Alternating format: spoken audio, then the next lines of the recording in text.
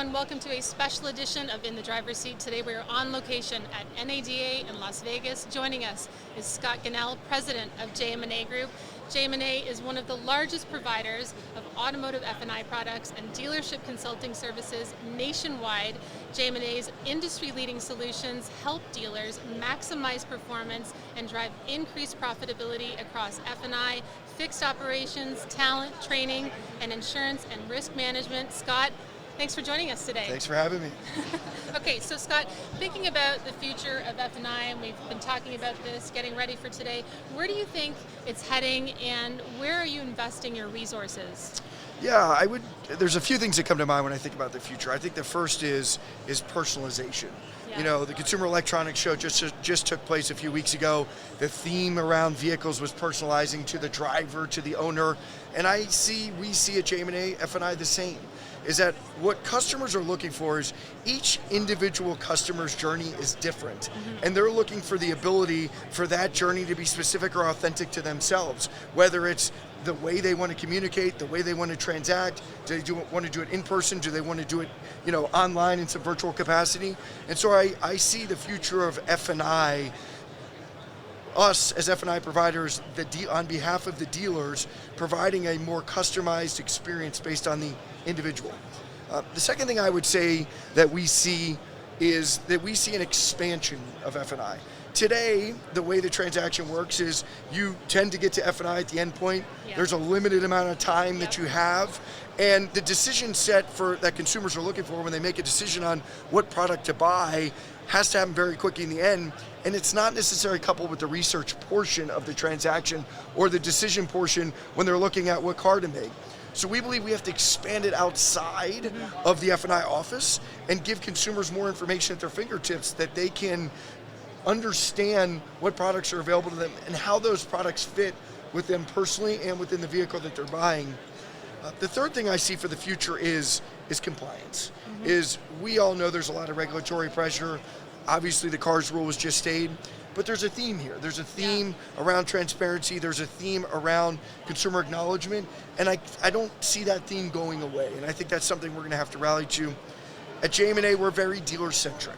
Everything, our primary design principle is all about how do we help the dealers. And so when we look at these three pillars that I was just describing, we're looking at it through the lens of dealers and how can we help our dealers be better prepared for the future as we see these trends layering in over time. I mean, it's such a huge opportunity, what you said off the top about personalization with F&I. Yep. Just getting ahead of it, giving the customer more time, and it all is in line with being more transparent. It makes so much sense. So Scott, considering all the factors the automotive industry is facing right now, what kind of challenges is F&I up against?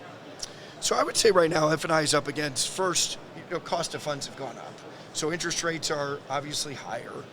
The supply side of the supply and demand equation is coming back to normal, where now inventories are starting to creep up, days supply, days on lot is starting to creep up. So I think there's opportunity here where F&I managers, dealer personnel has to get back to the basics. Yes. We have to get back to that we're selling more today than what we were in the past. We have to get back to the way we're constructing deals and understanding the credit profile of a customer. We have to understand lending programs, advanced parameters, a lot of these things different, and it all boils down to what can the customer really afford. Affordability is an opportunity right now, and F&I tends to be the center point of that because their role is helping to structure the deal that makes most sense for the consumer and the dealer. And so I think that's a big opportunity for us right now. I also would say I think there's an opportunity of just mindset and expectations. We're coming off of some of the best years the car business has ever experienced, and granted, none of us want to go down, but we have to reset our expectations, understand what's the best possible available for us today. And I think the F&I personnel might be struggling a little bit with that, is that some of the new norms or the pre-COVID norms that come back are challenging in the way that we have to do our business on a daily basis. And I think our teams are trying to bring back just training, fundamentals, all the basic process implementation, and there's some resiliency to people not wanting to accept that that's necessary today. So those are some of the things that we're focused on. Right. Well, okay, let's talk about new market trends and consumer preferences. So, Scott, when it comes to navigating a landscape full of newly emerging technologies, which is, a lot of what we're talking about today, what is JM&A Group's approach to staying ahead and capitalizing on these new market trends and consumer preferences? So I would say our approach is tech first. The way that we've historically transacted has been, how do we influence people? And people are still going to play a key role. When I'm saying influence people, I mean the dealer personnel and how they execute. Right. Today what we're looking at is, we're looking at generative AI, we're looking at transaction tools that provide more data to the dealership, more data ultimately to the consumer to help them execute a transaction more sophisticated. The data today is smarter than it ever was, and it can tell us more about the consumer profile or how consumers behave. And so we're leveraging a lot of that. We're really paying attention to, for our dealers, the evolution of the consumer. I think the center point that we all need to be focused on is, how is consumer behavior shifting? What are the desires and demands of consumers, and how do we meet those consumers, as we talked about earlier in this interview? Yeah. So that's a big trend for us to focus on.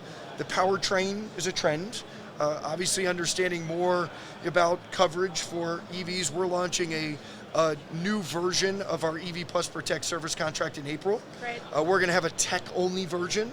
So today you only have one version, which is all tech, inclusive of the battery. In April, we're going to launch a new contract that's just tech, no battery, or all tech, inclusive of battery, because the manufacturers cover the batteries for a long time. So we're giving some more optionality. Yeah. And I think part of that is just educating dealers and educating dealer personnel around, how do you sell to a consumer that's buying a much more technologically sophisticated vehicle? Yes. And understanding that with new comes doubt, and how do we bring the product set to those new powertrains to assuage the consumer's concerns? And so it's a big trend that we're focused on.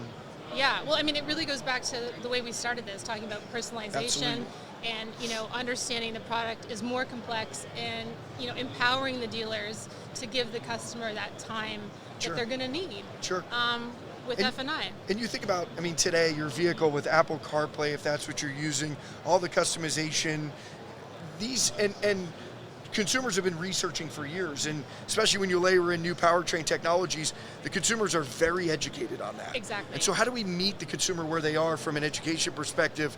And then going back to that personalization and customization, F&I sits at a critical role there. And so making sure that we're prepared, and then we continue as more evolution takes place in the business, how do we make sure our dealers are accommodating the consumer in that regard? Yeah, completely. So, Scott, what can dealers do to make sure their staff is not just competitive and compliant, which you mentioned, but also going above and beyond to meet consumer needs? For us at JM&A, compliance is very basic and fundamental. And so when I think about compliance, we think about transparency. Does the customer understand what they're buying? Are they acknowledging what they're buying? Are you disclosing it? Do they understand the optionality associated with it, that it is an option? And are you providing an environment for the consumer that they understand that there's value associated with these products, but they feel that sense of comfort that they can make a decision that's right for them? Yes. And so those are the basics. Yeah. And what we've always preached, we have a files certification program, which we certify, business managers and sales associates around the critical regulations and laws. But all those things center around just the basics that I described. And so we're continuing to focus on the basics. We are certainly trying to understand everything that was in the CARS rule and what change is required for our dealers, and we will be bringing recommendations and suggestions associated with any regulation for that matter. But stick to the basics. Yeah, the basics, focusing on the basics is really like practicing. That's it. If you're an athlete, it's just like, it never Just gets old to fundamentals. focus on, exactly, fundamentals. So, Scott, most people know JM&A Group as a premier F&I provider. What other tools are your team providing to enhance overall dealership solutions? So we're in the process right now of replacing the whole infrastructure at JM&A technologically to become more of a tech-first company as we look to solve the problems we've been describing here today. Some of that we've already been able to bring to market. We have a new online claims submission portal, so no longer do you have to talk to anybody. You can submit your claims online. We're introducing more claims automation. So again, now there's no human involved. We're using machine learning and AI to make decisions around claims. We're introducing more generative AI with our dealers as far as communicating the opportunity at their store level. So there's a lot more visibility and reporting that we've been launching and releasing to our dealers. So a lot of it is centered just around, our infrastructure being able to provide flexibility, creating more time-sensitive processes, because we know dealer personnel and consumers want their time back, or want us to manage the utilization of their time as effective as possible. And I would say the final thing is really that consumer looking at more custom content and more custom information.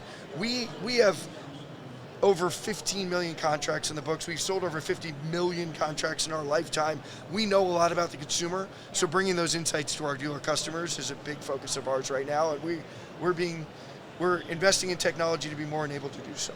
Well, this has been a really interesting conversation. Everything you've mentioned is just so impressive. I want to thank you again. I want to ask you one more question. Yeah. Because we're at NADA, I know we just started, it's day one, but what have you seen at the show so far that really makes you go, wow? That's a good question. What I would say, there's two things I've seen so far that have made me wow. One, the attendance. There's a lot of energy, and there's a lot of dealer curiosity and interest here. It's true. But two, probably more important than that, is just the alignment of the dealer body.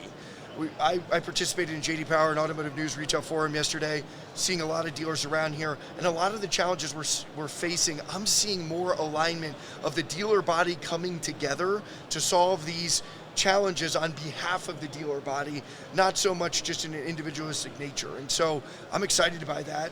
There's a lot going on in the space right now. When you think about EV adoption, when you think about the different technologies, the regulations, and I'm seeing dealers band together in order to solve those problems as a unified front, which is great. Well, I would agree. A lot of energy, a lot of camaraderie. Thanks again, Scott. Thanks for having me. We'll see you all next time for In the Driver's Seat.